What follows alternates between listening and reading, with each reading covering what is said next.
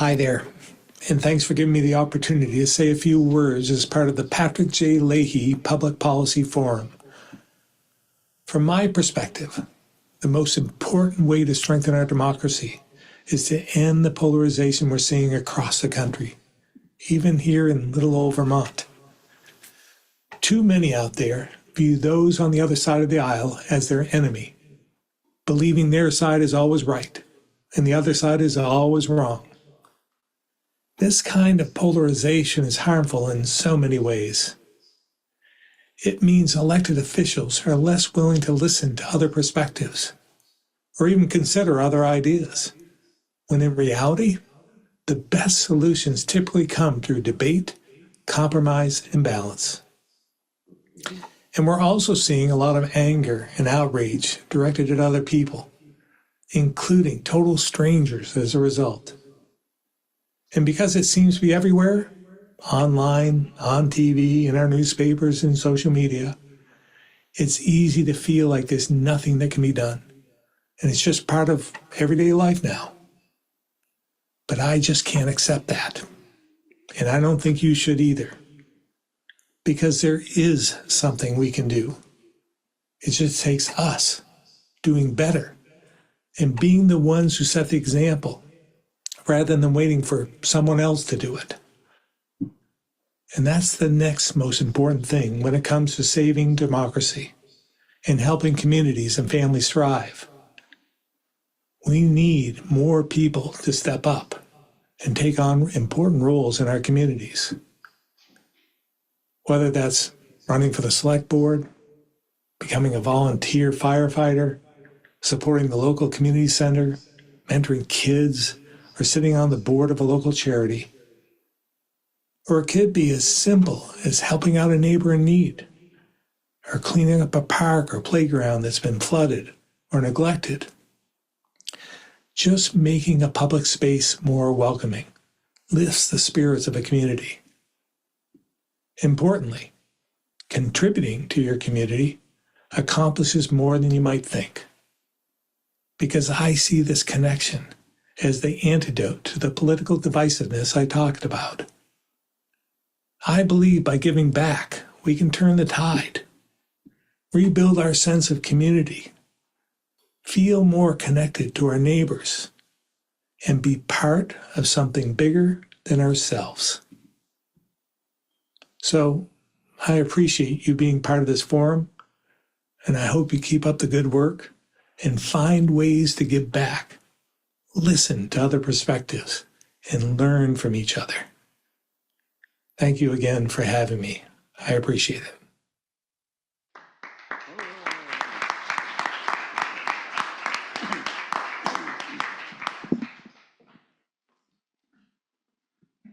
Thank you, Governor Scott. And we have our online audience. Everyone's on? Yeah? Great. Okay, so welcome everyone in person, and welcome to our large audience online this evening. I realized that I had not shared that, like Governor Scott tonight, sharing his video with us, that all of the videos that we have seen from the beginning, Senator Kesha Hinsdale, who we're so pleased to have with us tonight, Chase Dobson, who is a college student, Representative Jasmine Crockett, Billy Tien, the architect of Kappa and the President Obama's library, Charity Clark, our Vermont State Attorney General, and Governor Scott tonight, all made these videos just for our class.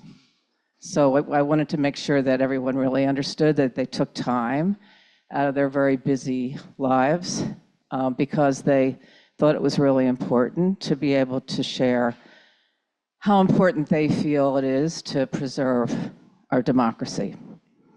So welcome to another really important class tonight. Before I turn it over to Senator Campion to moderate, and also our Provost Maurice Hall will be our online moderator this evening, I wanted to just share a couple responses from some of you online who have been writing to me, which has really meant a lot to us, and they've been very, very thoughtful.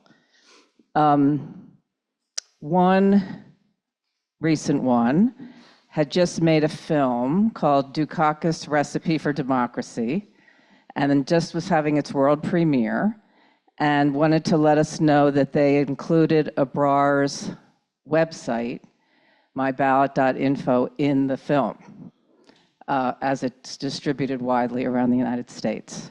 So we were very pleased to hear that.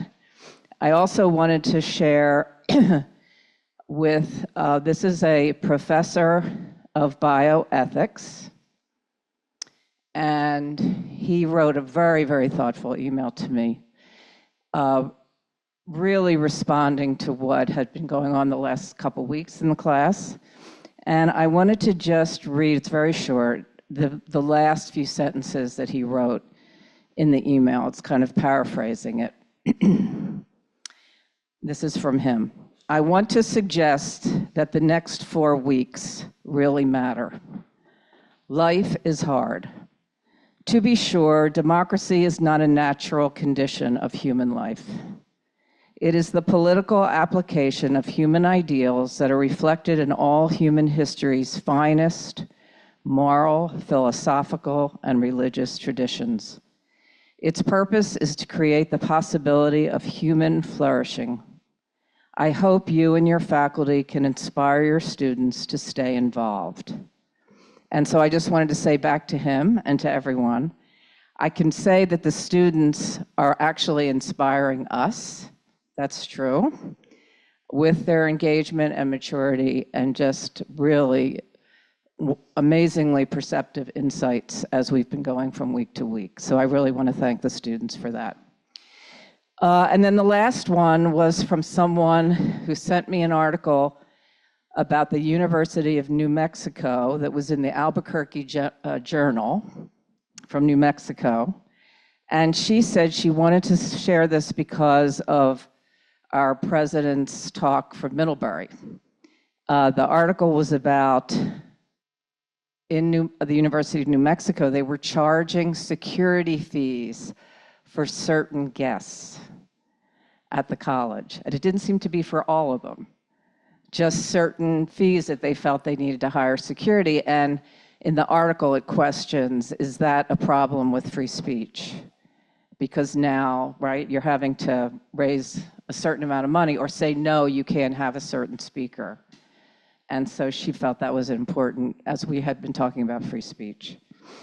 Okay, so I wanted to just share that with you, and I'll come back when we get to our call to action, but I'm excited to turn it over to Senator Campion now to introduce our guests and get started.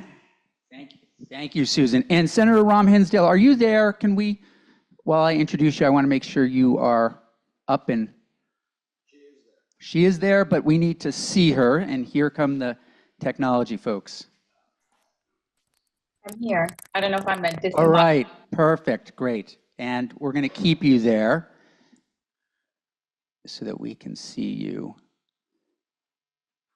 Perfect. There you are. Great, we see you now.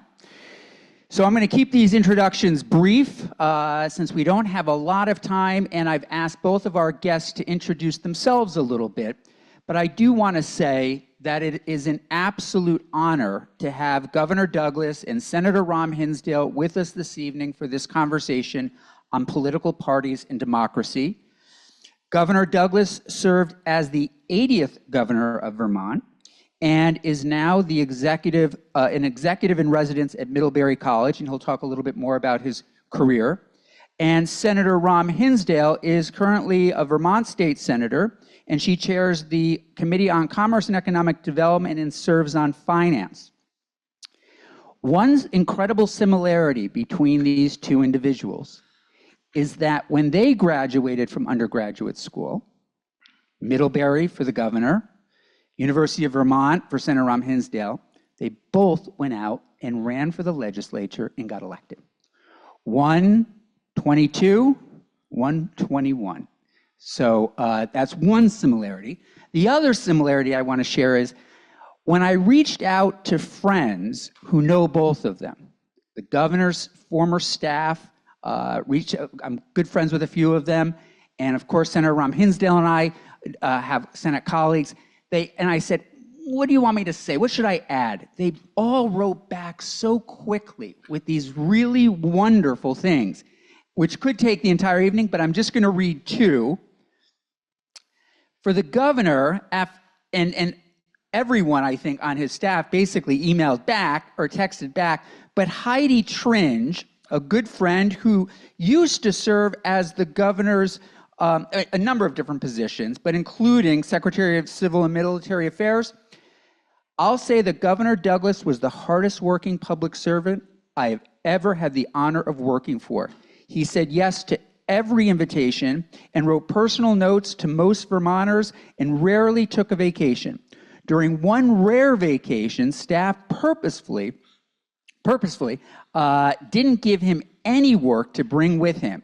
He downloaded legislative reports and had notes for all of us upon his return. Others went on about just saying how incredibly kind and what a wonderful man. And there might be something in there about frugality, but it can't be you. It's got to be Howard Dean. And then Senator Rahm Hinsdale, same, and I just want to share what the president pro tem said. Kesha Rahm Hinsdale is the sort of senator who makes miracles happen, multiple miracles, and all simultaneously. It wasn't enough to succeed in reforming Act 250, where countless others have failed. She also brought 2 children into the world at the same time. Her district and her family are very lucky to have her. So please join me in welcoming these 2 incredibly special individuals to Bennington College.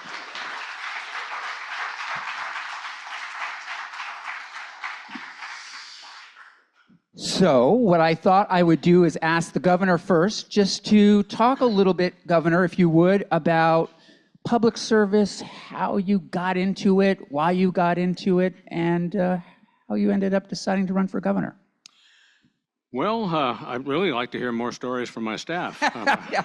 And let me make sure this is on, Governor. It is? Okay, great. Well, thank you for the invitation. I jokingly say that I don't get invited to much anymore, so it's really nice to be here tonight. And I want to thank Senator Campion for his service in Montpelier. Sorry he's decided to step down, but he probably had the same thought process I did, which is you want to leave before people want you to leave. And that was a good call, but he leaves with a strong reputation intact. So thanks for your service, Brian. I guess it all started many years ago. I wasn't from a political family, as some people who serve in state government and national government are, but I just seemed to be interested from a young age. I remember going down to county Republican headquarters and stuffing envelopes for Barry Goldwater. Ever heard of him? Obviously, I didn't stuff anywhere near enough because he didn't have a very good outing in 1964. But then I got to Middlebury College and dutifully joined the College Republican Club, became the president of that club and state chairman of the Young Republicans later on. And then as I was graduating, I got to know a former legislator from Shelburne named Dick Snelling. And he had been in the legislature. He'd run unsuccessfully for a couple of state offices, and he was planning to return to the legislature that year, in 1972. And he asked, well, what are you going to do when you graduate? And I don't know, I said. Well, run for the legislature. Come on, it'll be fun. So I did. And it was probably more fun, frankly, than it is today.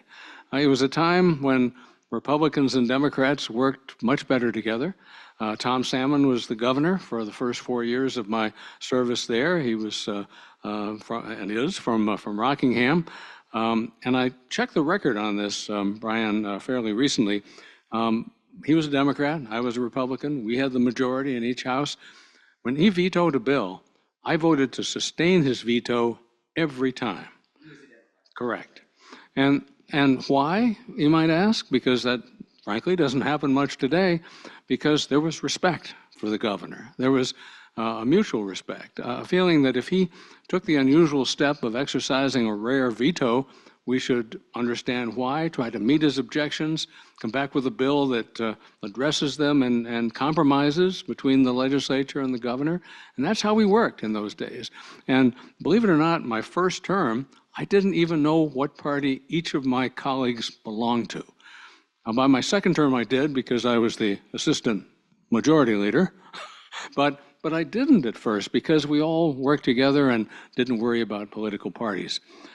Well, I know I'm sounding like a geezer, which I am, but those were the good old days. And I don't know why we can't get back to that when there's a sense of commitment and service.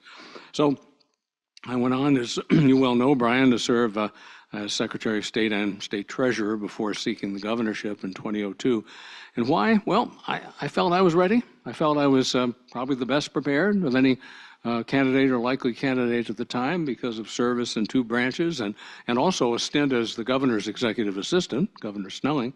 So I felt ready to do the job, and the people graciously agreed, and it was a tremendous privilege to serve in that role for 8 years. So now I'm back on campus, as you mentioned. President Leibowitz called as I was leaving office and asked, "Now what are you going to do?" I don't know. Same answer I gave when I started 50 years earlier, or 40 some odd years earlier. And he said, "Well, why don't you come back to campus, to your alma mater, and share some of your experiences with the students of today." And so I've been doing that for quite a number of years now, and it's been a really rewarding experience too. So I don't know if we can save democracy tonight, but okay, I'll do my best. For anyone who is local or watching locally, you probably know David Schaff, who for years owned a department store downtown, and he at one point was Representative Schaff and served. I believe you both came in at about the same time. We did, and here's another connection, Brian. We were both appointed to the Bicentennial Commission to commemorate the nation's bicentennial in 1976, and I'm really feeling old now that we have a 250th anniversary commission that's been appointed to celebrate the nation's 250th. It's great. Senator Rahm Hinsdale, congratulations on your son. We're thrilled that you're able to join us by Zoom. We would love to know a little bit about how you got into politics and why. Thank you. Well, if I was really on my game as a mom, I'd have a picture of him here. But he's upstairs. Everybody's taking care of bedtime without me tonight. So that's a bittersweet, but mostly a gift. I don't usually. Kesha, one second. You're a little staticky. I don't know if that's something maybe. I could try speaking more slowly. My stepfather set up the UCLA IT system that he brought Okay. with. Give it. Okay, go for it. Go for it. Well, it's wonderful to be with all of you. As Senator Campion said, I have a 1-month-old and an 18-month-old, and I really wish I could have gotten down there to be with you all. But my 1-month-old had some health issues recently, and that can be really scary when they're so little and a newborn. So it's still a privilege and an honor to speak alongside Governor Douglas and to see my once and future colleague, hopefully, Senator Campion. We truly will miss him, and it's your gain at Bennington College because he's just thrown himself into Kappa and making this program meaningful. So I hope you all feel the value and benefit of that. I heard you met my friend Savante recently, so I hope that was fruitful as well. So I would say, first the question is, how did I sort of end up not just in politics, but in Vermont politics? I grew up in Los Angeles. I went to a high school of almost 5,000 kids. And I just remember thinking, I want seasons and clean air. And although it was delayed, a different future for my children where the environment is cleaner and the water and the air aren't, killing them. So I actually like to call myself a climate immigrant, not a climate refugee.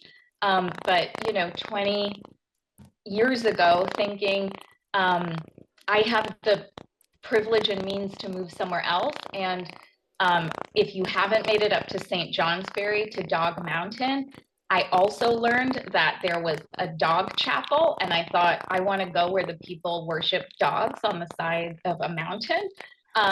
So I fell in love with Vermont. You bet, you bet. So got here, and had not a lot of fear, having come from a big high school. I think Senator Campion knows this. I was in high school with Stephen Miller, who some of you political buffs might know as the architect of the immigration ban and a lot of other what I would consider nefarious acts under the Trump administration. And I remember thinking, the conservative faction is giving this guy a platform in a kind of fact-free zone. He'd come up to me in the halls and say, climate change is caused by volcanoes, not humans. And I just thought, wow, this guy's going to be in politics. And if he's in politics, I probably should steer myself in that direction in some way as well. But it was mostly in activism that I thought I would be headed. And that was pretty true at the University of Vermont. I used my voice and people gave me a platform, but it was still to kind of rail against the system. And then in 2006, this is my ancient history because I'm now starting to feel old. In 2006, Bernie Sanders was running for the US Senate for the first time. He had been a congressman. And he was, picking up steam and the likely nominee and winner of the US Senate seat that had opened up when some folks may remember Jim Jeffords retired. And we can talk about our long history in Vermont of real bipartisanship and, really thinking in an honorable way about what it means to be part of a party or to put, people above a political party. And so Bernie Sanders was running. He wanted to have a big event at UVM, and have a huge crowd. This was a time when Bernie maybe needed a little help to get a big crowd to join him. And so he called upon a rock star senator from Illinois to speak alongside him on stage. And they wanted a student to kick off the event. I wasn't anybody special. I didn't have a title. I was just really loud and angry and activist oriented. And I was asked to introduce the event, also probably because I was a woman and a person of color and everyone else was a white guy on stage. We had Peter Welch was there, who was running for Congress for the first time, Mayor Clavell of Burlington, and myself. And I kicked off the event knowing that I had really incredible orators behind me, like Bernie Sanders. And I talked about climate change and student debt and all of the issues that would be resolved without us at the table unless we voted and participated and demanded a seat at the table. I thought it went all right, and I sat back down. And the last speaker was this rock star senator from Illinois who started talking about having a father from Kenya and a mother from Kansas. And I thought, I have a father from India and a mother from Illinois. I've never heard a story like this from the US Senate. And he talked about having a funny name no one can pronounce. And I thought, same here. And in the middle of all of that, he said, and you know what, Bernie, if you don't behave yourself, we're going to run Kesha for the Senate instead of you. He remembered my name. It was the first time anyone encouraged me to run for office. And if you haven't figured it out by now, that person was Barack Obama. And when, I was thinking over the next 2 years about would I run, what would I do after I graduated? People were even encouraging me to get more involved in local politics. It reminded me that then candidate Obama, now past President Obama, didn't need to lead by just being the kind of pull yourself up by your bootstraps, be out in the wilderness, cutting trail for everyone else alone. That seems really daunting and challenging.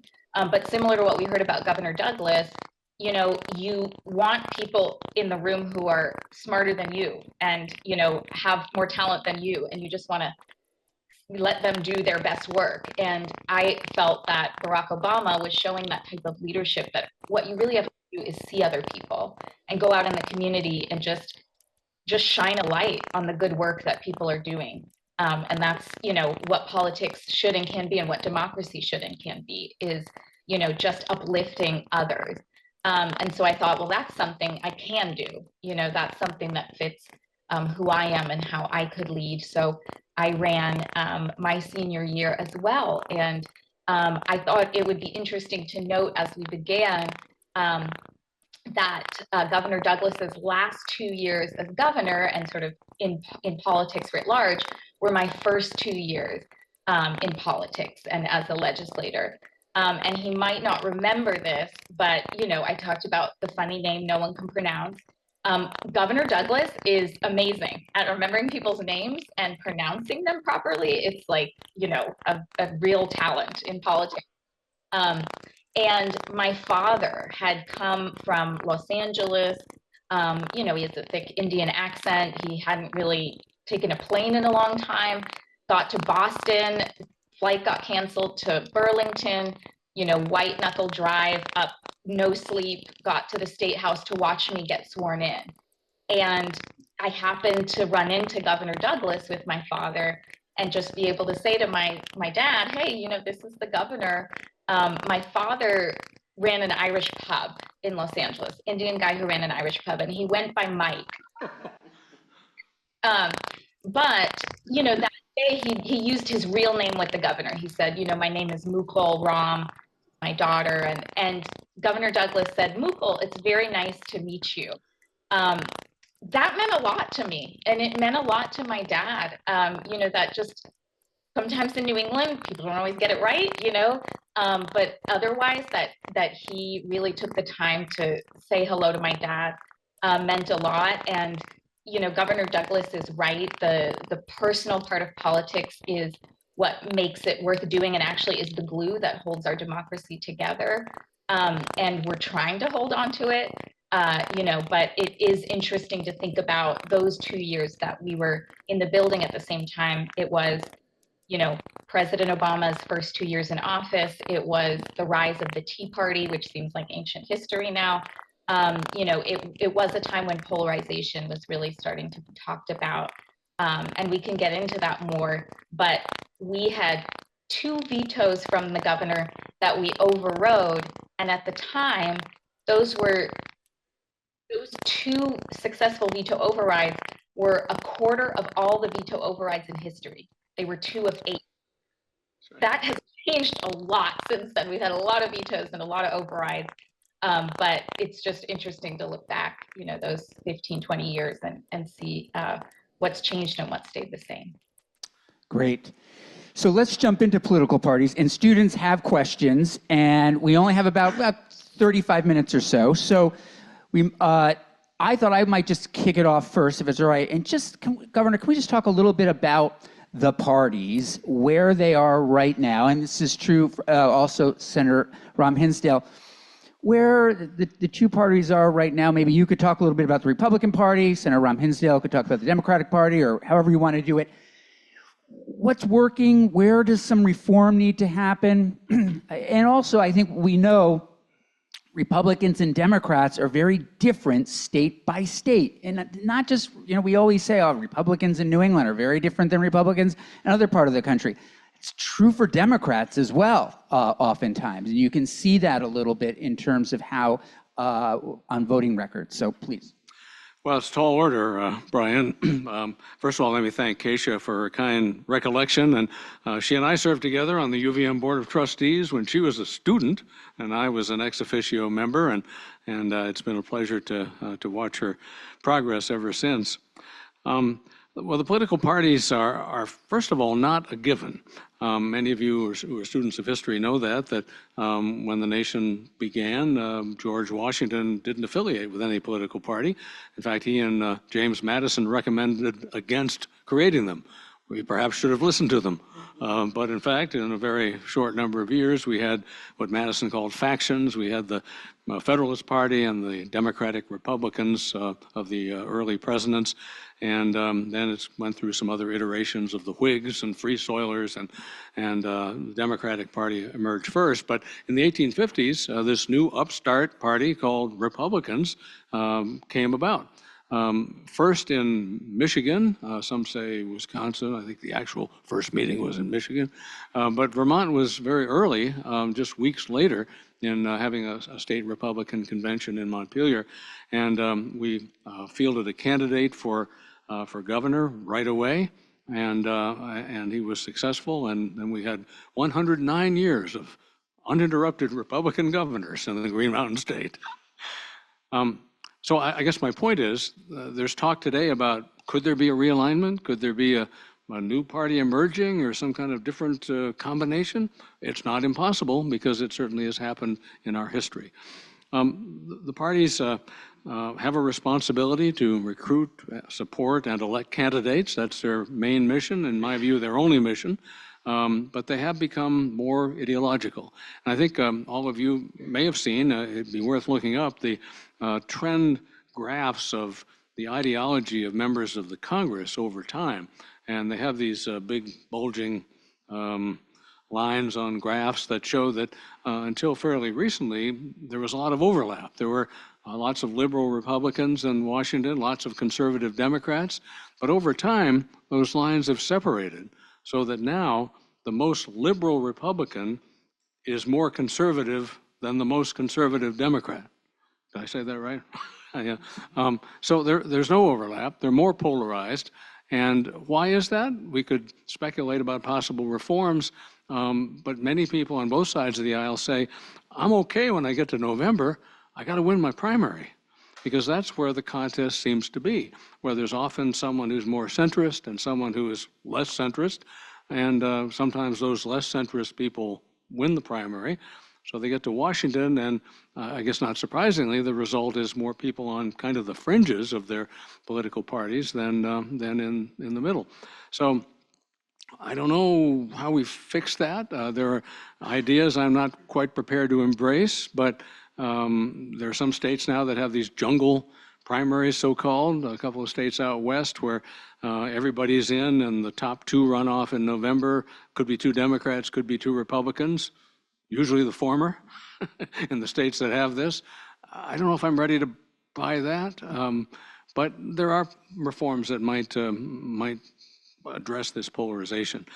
Now that I'm in the political science department, I don't want to pretend that I'm a real political scientist, but I've read the work that a lot of them have done, and many conclude that the American people are not as polarized as the folks we send to Congress.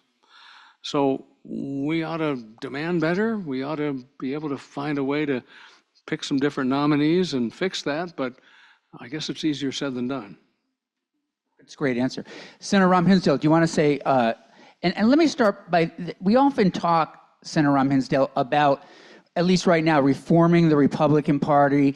What about the Democratic Party? You and I are both Democrats. What do you think about that? Where might there be some reform?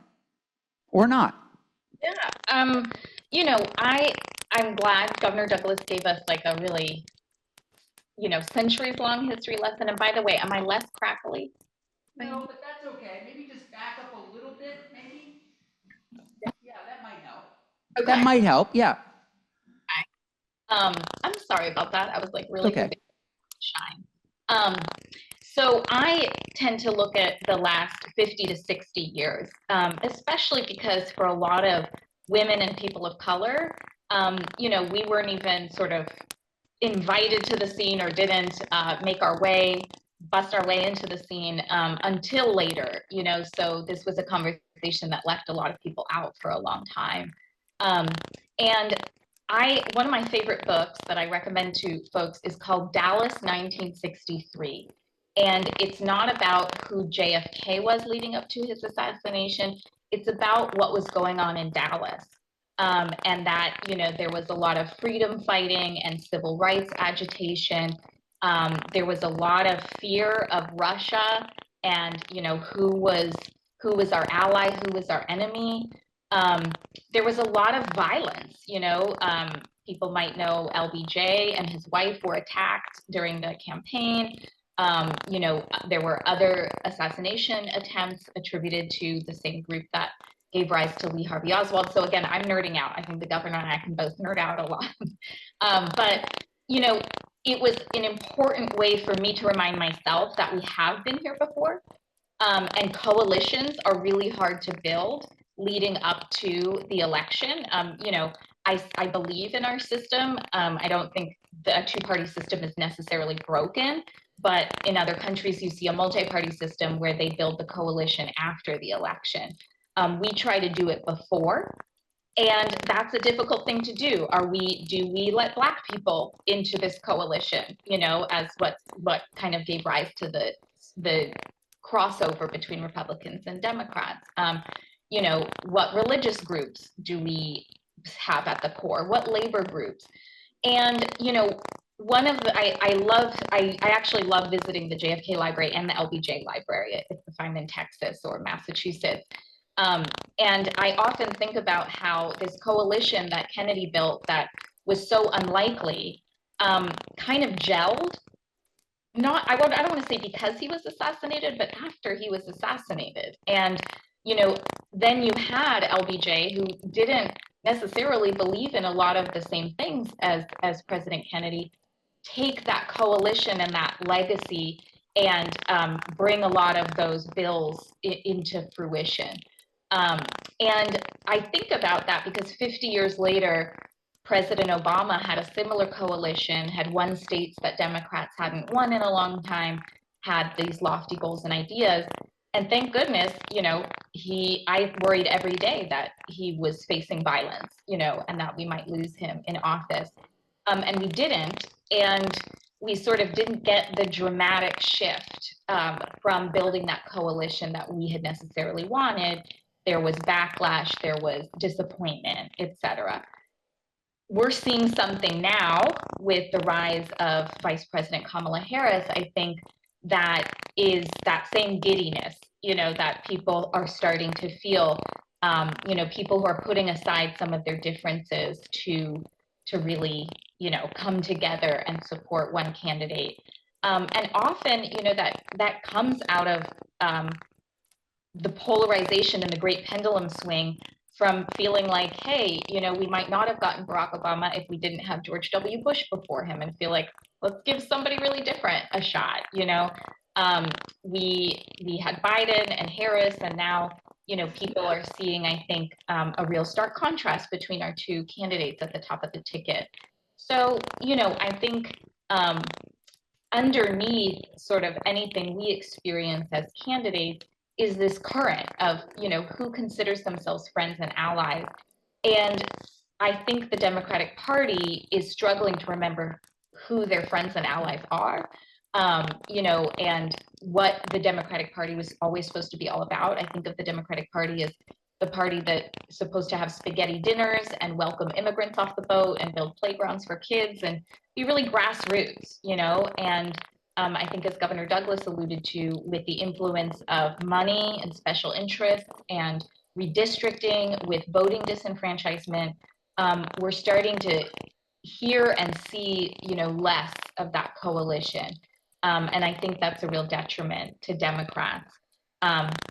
You know, here in Vermont, I think we still try to find compromise, you know, and we have a very popular Republican governor who was elected by one of the highest margins in the country.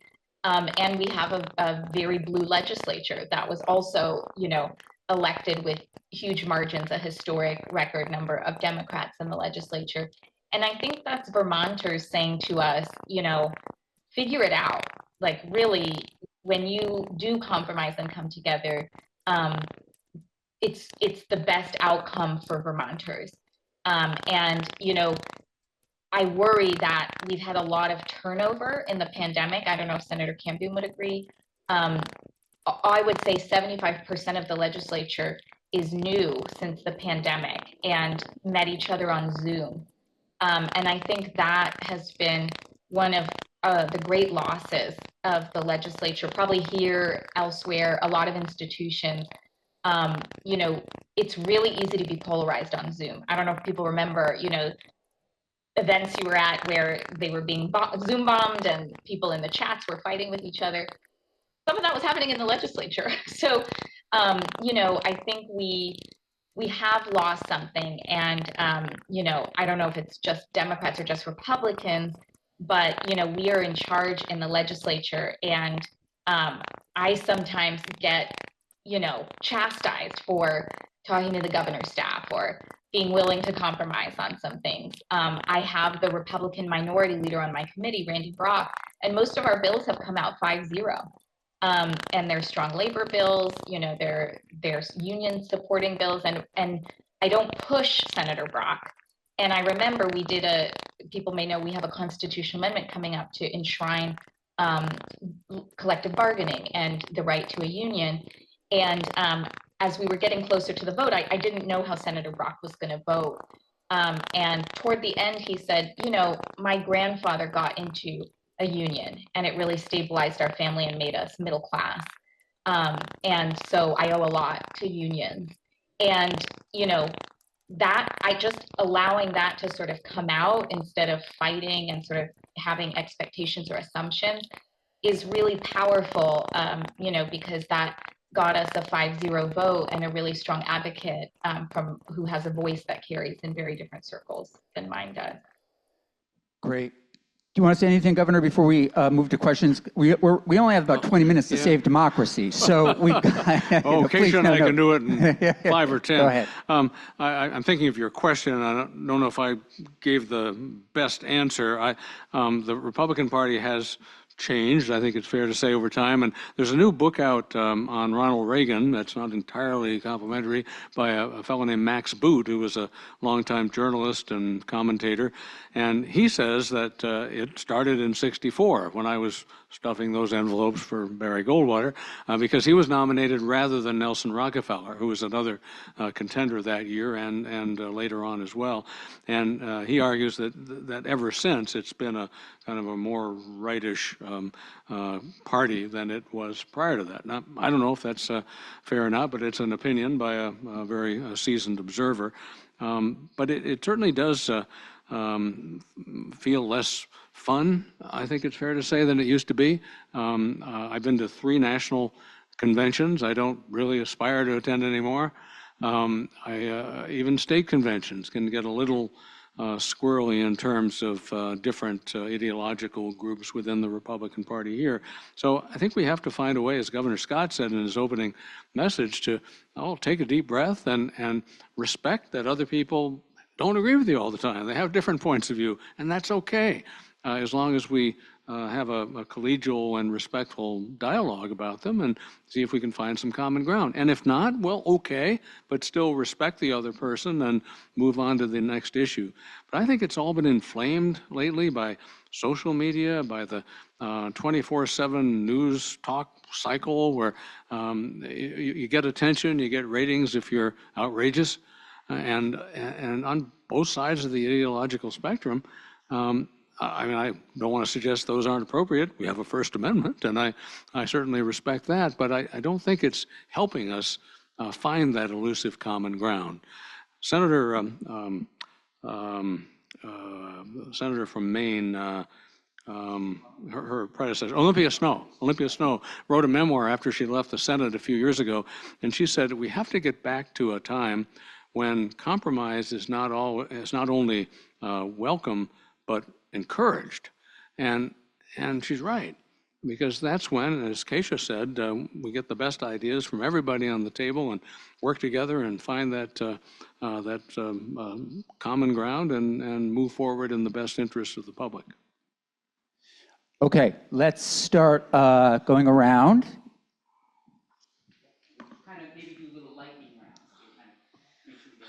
Thank you so much. Governor Douglas, I'm wondering, in recent years, since this polarization between parties, the Republican Party in our democracy has accrued negative connotation and has come to mean something different than it once did. I'm wondering, in a blue state, how do you get citizens in Vermont to see policy over party? Well, as you know, and Senator Ron Hinsdale mentioned this too, we have the most popular Republican governor in America, based on the polls. He's going to, I think it's fair to say, glide into another term in a few weeks in a very deep blue state. So I think he's the role model, and if we can get more people to emulate his example and run, as he is suggesting in his TV spots, to provide support to find those opportunities to have a common sense agenda. I mean, it's a rare politician who does a campaign ad and doesn't mention himself, he just wants you to elect common sense legislators, then I think that's a great opportunity. We do have some diversity here. Governor Scott and I both supported Governor Haley in the primary earlier this year. Vermont's the only state where she won the primary, so we were proud of that. Perhaps in another cycle she'll be a contender once again. But I encourage, now that I'm on a campus myself, I encourage students to get involved in whatever way you want, because the best outcome is to have an active and engaged citizenry. And I still believe that over time, we'll have an opportunity to persuade all the students here at Bennington College that there are some great Republicans out there who deserve your vote. Great. Thank you. I have a question for you, Governor Douglas. Within the Republican Party, did you ever find it difficult to find a sense of belonging due to like your values not necessarily aligning? I know you spoke a bit about this. No, I've always felt comfortable. We always say that the Republican Party is a big tent or a big umbrella. There are all these different kind of analogies, and I believe that. We have a lot of people with different points of view. I think there's one wing of the party that's more dominant now, without any question. But what I often say to folks in Vermont is, look at the Republicans who've been elected statewide in the recent past. It's folks who are more centrist than not. So doesn't it make sense, just from a strategic standpoint, to elect people who are more middle of the road? And so I think if folks begin to look at it from a practical standpoint and realize that we're going to have to reach out to people who are not Republicans to get their votes in order to win legislative seats, to get a more balanced House and Senate, I'm optimistic that someday there will be more balance here. And obviously the current presidential nominee is unique, particularly polarizing. And I was chatting with our state Republican chairman a while ago, and he's confident that in the post-Trump era, whenever that is, we'll have it could be 1 year, it could be 5. We'll have a chance to reach out more successfully and bring more people under the fold. I have a question for Senator Ron Hinsdale, but do either of you right now have a question for Senator Hinsdale? Ron Hinsdale.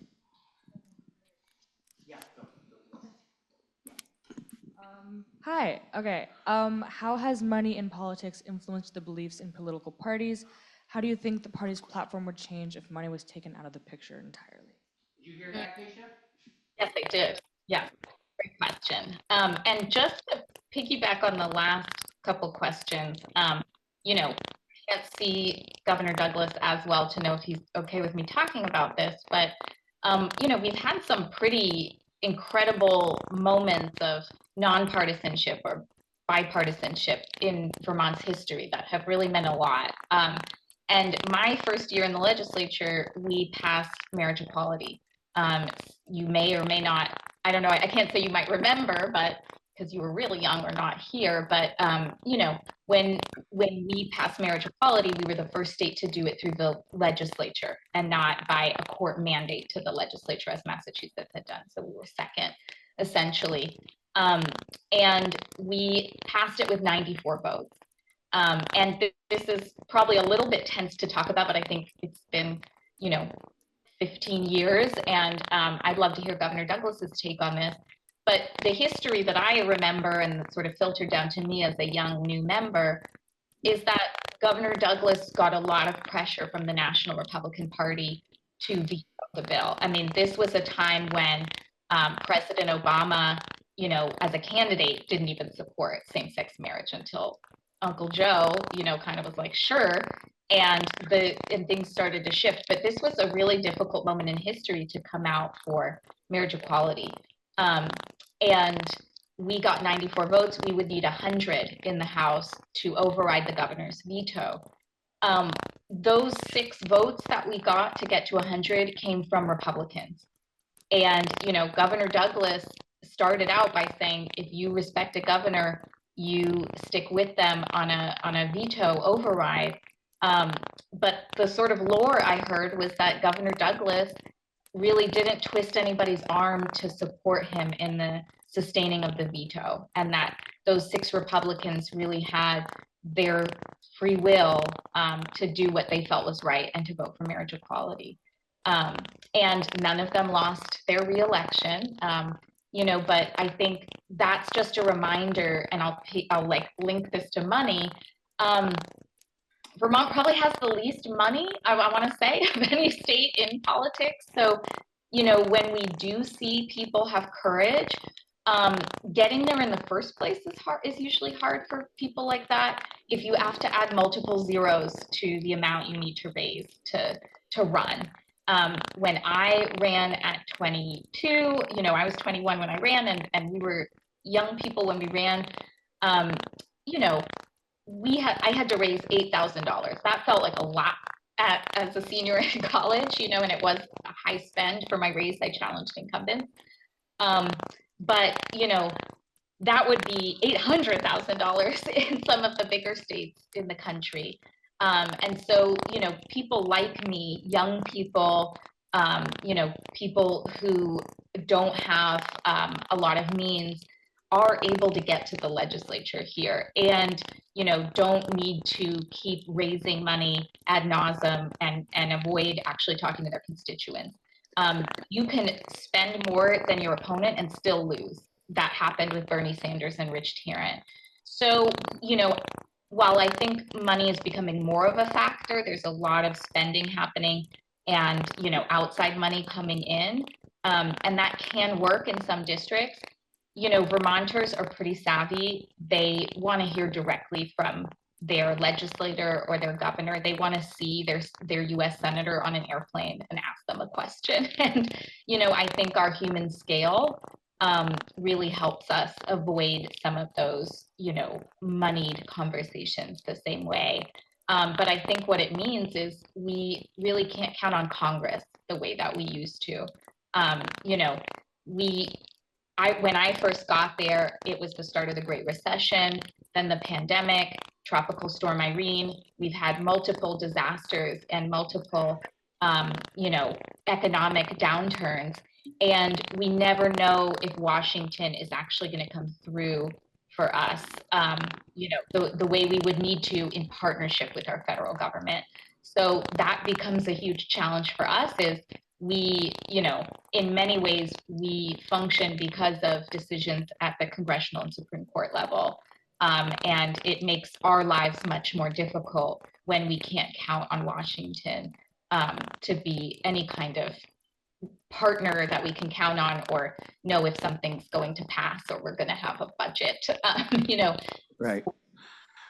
Well, it's interesting. So, no, I was just going to say one thing on money and politics. Over the border in New York, we had a race for the state Senate a few years ago. I think it was $3 million. I mean, unbelievable amounts of money. And then the other thing I would say about Vermont is in disasters, in real tough times, Democrats and Republicans, right together. PFAS, when PFAS was found in the water here, it started under Governor Shumlin, the recovery, and seamless to Governor Scott. Everybody united around the problem. So there are certainly examples of bipartisanship. I remember when I was state treasurer, a group of folks from Las Vegas came here to try to convince us to pass a bill to authorize gambling casinos in Vermont.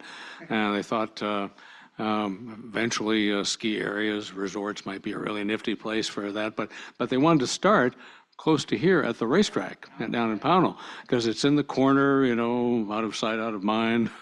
And that would be a great place for a casino.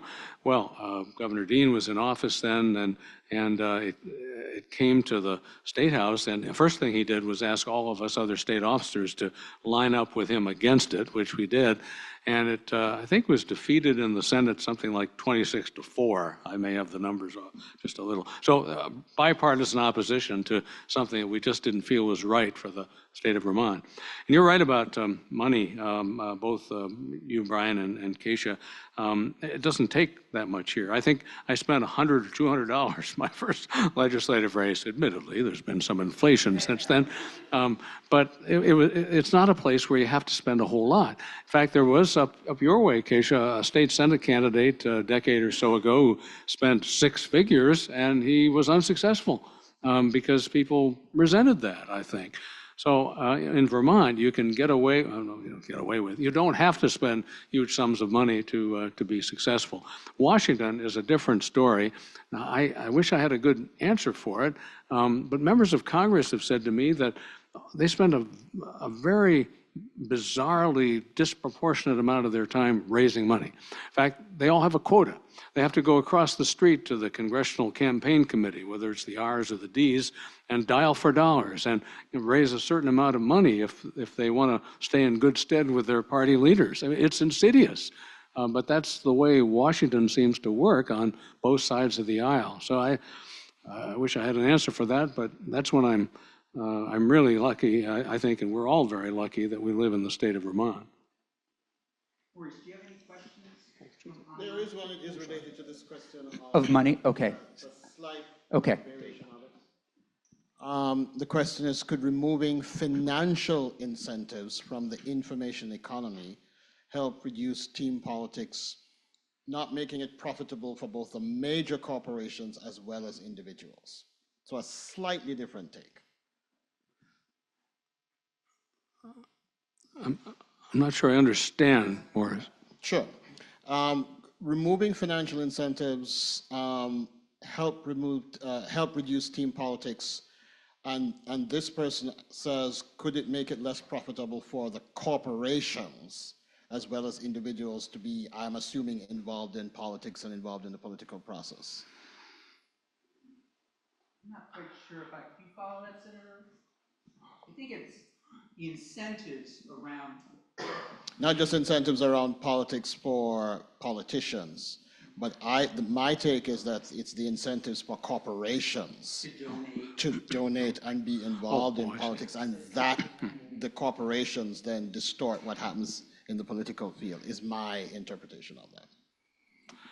Well, I don't have the numbers on the tip of my tongue, but of course, a lot of people are concerned about a Supreme Court case called Citizens United some years ago. But my recollection is that although that certainly did lead to an increase in contributions, it wasn't from corporations per se. It was from outside PACs and various organizations. It was from wealthy individuals, but not corporations specifically. But there is too much money in politics, no matter the source. And I often suggested when I served as Secretary of State that it's a very, very difficult problem to solve. I suggested it's like a tube of toothpaste. If you pass a law to restrict campaign money in one place, it's just going to go somewhere else, and people will find a way to get around it. But this may not sound like good news, but I actually was encouraged, as Senator Ron Hinsdale said, that the big spender doesn't always win. And one example is the 2016 presidential election. Hillary Clinton spent a whole lot more than Donald Trump, but didn't win the election. So I don't know. That's probably the exception over time, but we have to sensitize the American people more, I think, to learn about the amount of money and the sources of funds that candidates have. I mean, this is a democracy where we do have transparency in terms of campaign finance. It's on the public record, so people need to be more aware of that and decide accordingly. One more question for both. So for both. Okay, there you go. Yes, hi. So my question is, what are some misconceptions or perceptions of your political party that you would like to challenge or disagree with?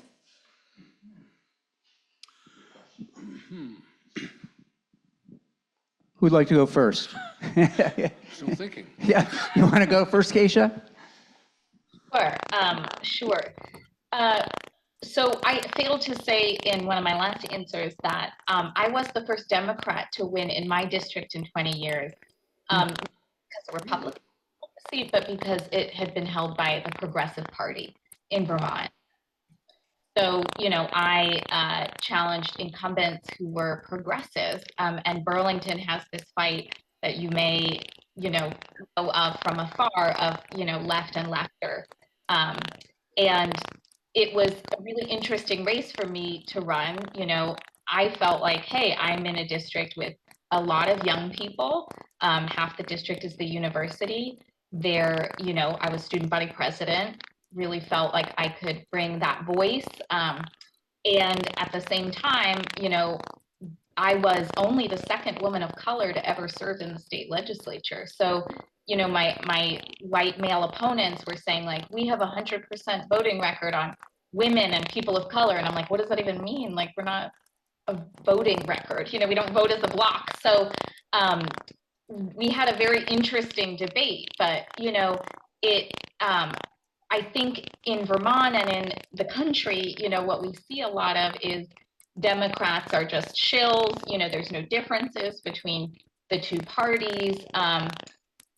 There are huge differences, and I think we're going to see that more on the national level. But it becomes really obvious at the state level, and people just don't pay a lot of attention to state government. And a lot of it has to do with, whether or not you have a North Star that's the same. If we've been talking a lot in the state about ending homelessness, and I am really willing to come to the table with the governor and say part of, ending homelessness is going to be building more units of housing. And that has put me squarely with the Republican governor, us working together. But it is also going to take a lot of resources and social services and supports for folks. And, Democrats are trying to balance both of those realities. And, it is very different when we have an administration, frankly, that's working with us to try and find those resources, keep people housed, not use law enforcement solutions, not kind of push people to the periphery. So, a lot of what goes unseen is both places where we work together and also the places where just having an administration that works with you, makes a huge difference. And so when we, I've served now under 3 governors, and when we had a Democratic governor, he and I may not have always agreed, but he had folks in his administration who had plans that were moving us towards climate goals, moving us towards, huge metrics that Democrats, carry as our North Star that are really different and, often function under the radar. Well, thanks for giving me a couple minutes to think, because I came up with 2. One came up in the vice presidential debate where Senator Vance head on said our party has a problem with women voters, and one issue is abortion, frankly, a hot button topic, of course, on which people have different points of view, all of which we should respect. But you look at the referenda in states like Ohio and Kansas that are Republican states, and an abortion rights referendum passed overwhelmingly. So I think his point is that that's not a partisan issue. There are lots of Republicans who support that, including me. So I think that's a misconception. And let's see, the second one, well, I had another one. That's right. You can think about it, because Maybe I'll think about it. we're going to close, but I do want to ask both of you before we do. And Kesha, we wish you were here because there's tea and coffee and cookies. Oh, wow. And hopefully the governor will be able to hang out with students for a little bit before he heads out. But just tell me who your mentor, who do you think of when you got into politics? You're sort of somebody that you've always looked to as a leader that you admire. Well, first I'll answer the second part of the earlier question, which is something to which Kesha referred earlier, and that's environmental policy. Historically, Vermont Republicans have been the environmentalists. George Aiken, our U.S. Senator who authored the Eastern Wilderness Act, Bob Stafford, our longtime senator who wrote the Clean Water Act, Jim Jeffords, to whom Kesha referred, chairman of the Environment Committee in the U.S. Senate for many years, Dean Davis, one of my predecessors who was the father of Act 250, our development control law. So I think there's a misconception that Republicans are all for big business, quote unquote, and don't care about our natural environment, but we certainly do. And I often explain to folks that that's what makes Vermont's economy run. People, those millions of tourists come here every year because of our natural beauty. We have to maintain that. So I think that's my second misconception that I think we hear. My mentor, Dick Snelling, certainly. I mentioned him earlier in the evening. He and I ran together in '72 for the legislature. The next term, he became House Majority Leader, and I was his assistant. And then when he won the governorship in '76, I succeeded him as leader of the Republican Party. I was accused of pushing him into the governor's race so I could get the party leadership job. And I worked on his staff as executive assistant for a while. So he was a tough mentor in many ways, not a warm and fuzzy guy, but a brilliant chief executive, someone whom Vermonters respected a great deal, and without whom I'm sure I wouldn't have made the progress that I did.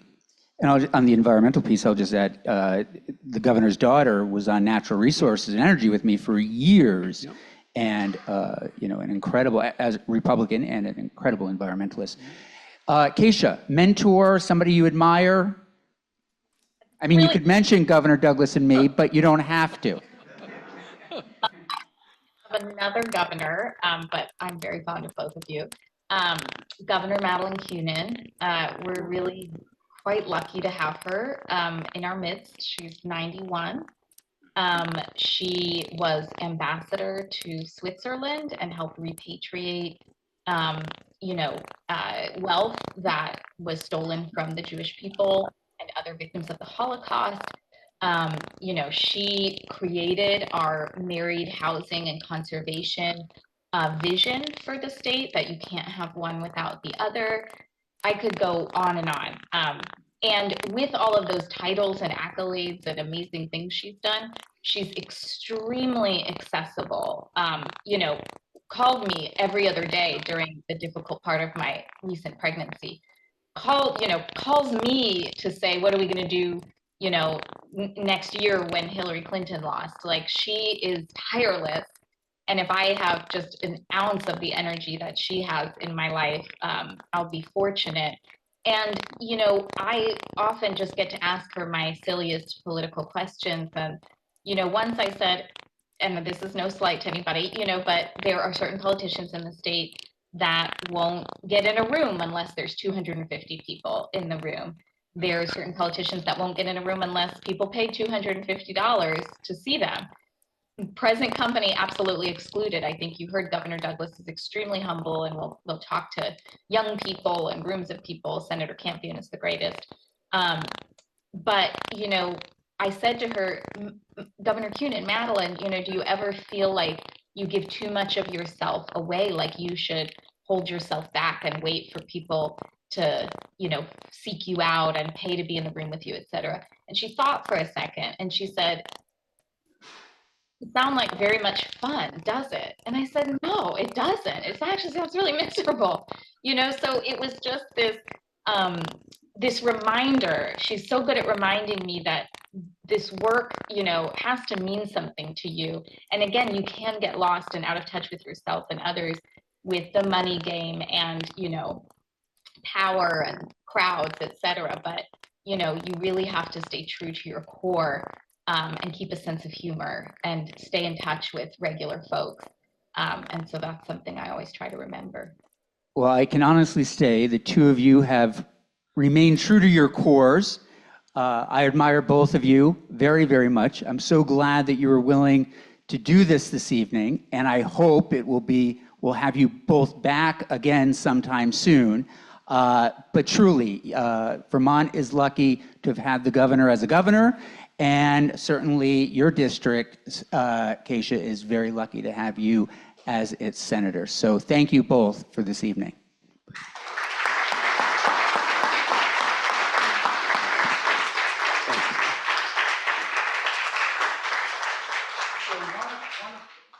One of the things we do now, before we sort of wrap up our evening, is we do something from the field. So we've been zooming into states for about 10 minutes. We've heard from Georgia, the Carolinas, Texas, different people who are working on different things related to democracy. And tonight we have Olympia Snow's home state, although she's not on. We're thrilled to have Joseph Campbell with us. Joseph, are you there? I am here. All right, and let's see if we can get you up on the screen. And here come our folks who are going to do that. And once we get Joseph up, we're going to just find out what he's doing up in Maine this election season, and why he's doing it, why it's important to him. And there he is. Joseph, great to see you. So tell us why you're in Maine, what you're doing, and what you're working on, and why it's important to you. Yeah, sure. I am lucky enough to be from Vermont. I moved up to Maine from Sharon, Vermont, back in 2018 for school, and I've been up in Maine ever since. I think that the big reason that I got involved with this campaign and politically involved in general is that I was unfortunate enough to be 16 in 2016 when a lot of the craziness that we find ourselves in now really started to hit. And this felt like the best and most tangible way to get involved to make a tangible difference in my community. So when you say campaign, what campaign are you, what are you working on specifically? Oh, yes, of course. I'm working as a field organizer on the Maine Democrats coordinated campaign. So I am in Cumberland County, Maine. There are organizers like me in all 16 counties in Maine. What's the coordinated campaign, what that means is that I go out and I advocate for the people down ticket and up ticket. So we go to doors, advocating for Kamala Harris, advocating for Jelly Pingree, and whichever state house and state senators happen to be in the territory that we're in. And what are you hearing from voters? What sorts of things are you learning? So the things that we are most struck by right now are that there is a very, very sort of porous chunk of people who don't feel very represented by either major party right now. And I think that there's a very big sentiment that a lot of people have that that's. Oh, we lost you there. You disappeared. Joseph, can you hear me? I think you may have muted yourself. Okay.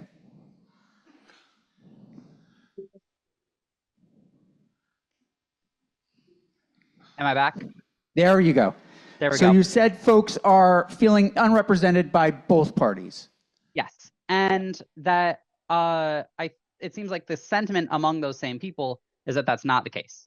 A lot of people, when they hear that we're spending time going to talk to the undecideds out there, the people who aren't really sure what they're going to do, the thing that we get the most is surprise that there are people like them who exist.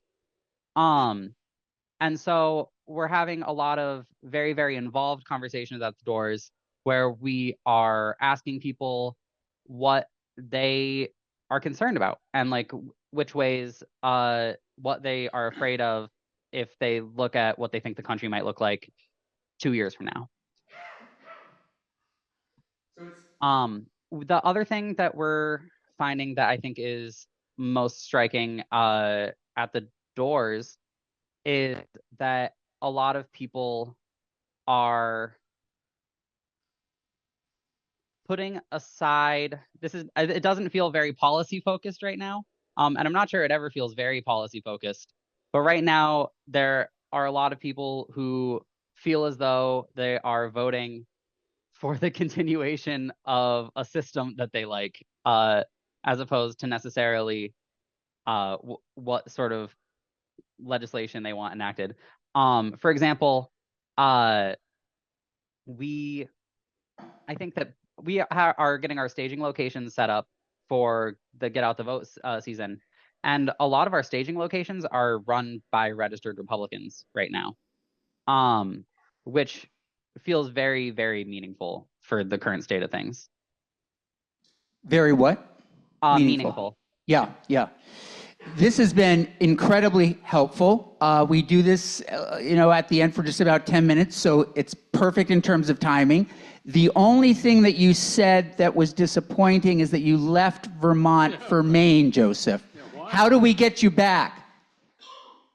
Well, I'm at least up in here until I finish getting my master's.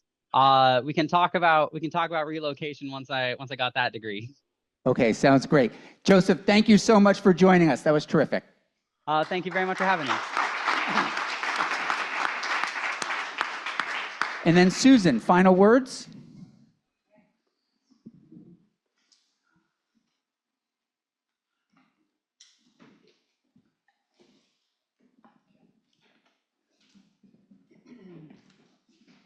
Okay, so we're going to bring the slide up, our call to action.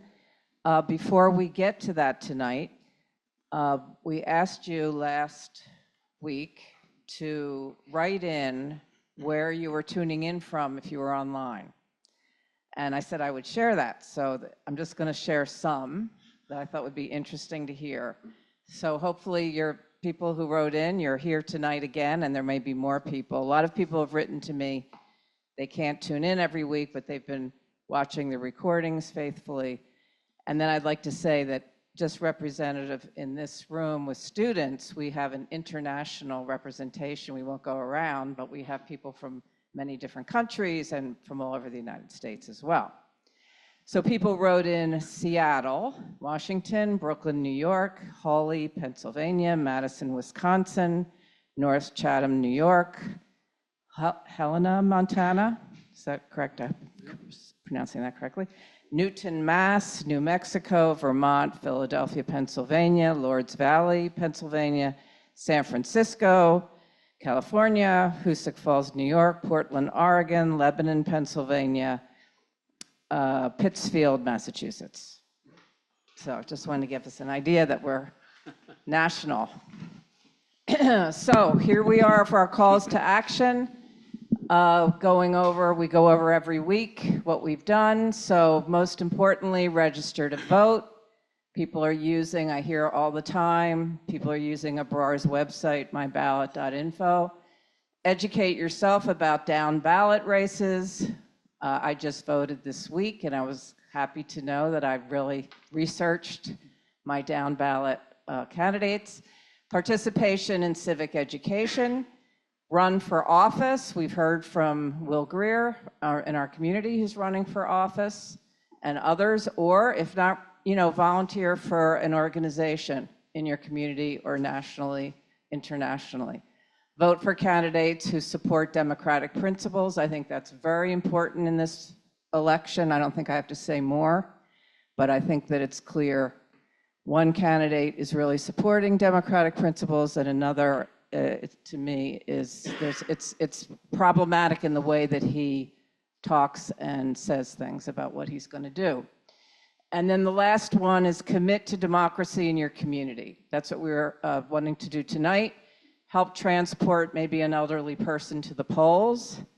Take a stand on facts. One of the big problems I think we have that I think is important for democracy, as Hannah Arendt has told us, is that once you can't you don't have a consensus on facts, and anything can be the truth, and everything is fiction, we're in a very dangerous place together. Support a candidate and vote, and then volunteer for a community gathering. I think we've been hearing from a lot of people from all of our classes that democracy only works when you get engaged in your community, and whether that means local, regional, national, international, very important. So I think that's it for this evening. We have a wonderful surprise person who's doing our intro video next week, so we can look forward to that. We have an amazing journalist, Andrea Bernstein, who's going to be interviewing two really distinguished people next week, authors, and very active in the world of democracy, David Rode and Andrew Weissman. And we're really looking forward to next week as well. So, and we also will be talking to you next week about, we're going to do an extra session on the 24th, totally voluntary to reflect on the class for anybody who would like to zoom in and have that conversation with us. We'll be giving you more information about that. So please join us with coffee and tea outside. Thank you very much to our online participants every week. Looking forward to hearing from you as usual, and enjoy your evening. Thank you.